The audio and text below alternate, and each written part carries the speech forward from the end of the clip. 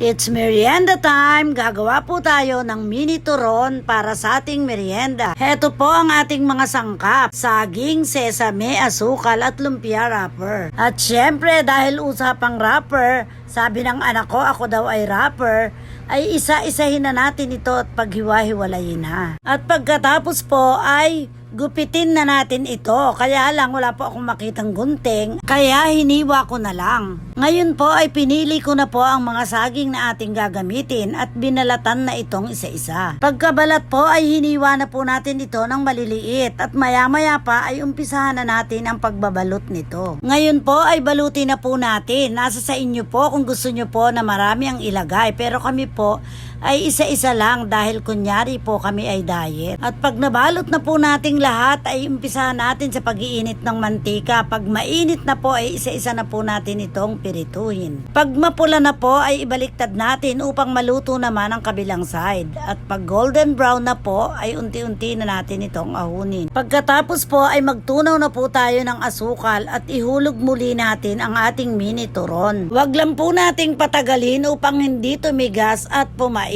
Hinaan lang po natin ang apoy. Ayan na po ang ating mini turon. Bagay na bagay po sa mga nagkukunyaring nagdadayet. Maliit lang pero tiyak mapaparami ang kain mo. Nilagyan din po natin ng sesame seeds para magandang tingnan. Simpleng merienda na swak sa budget pero masarap. Ito yung merienda na napaparami ang iyong kain pero di mo namamalayan. Bagay na bagay po siyang i-partner sa soft drinks, pero kami po mas gusto namin ng tubig na malamig lang dahil matamis na po ang turo. Tsak na patok po ito sa lahat. Tara po, kain po tayo ng mini turon. Thank you for watching. Follow for more.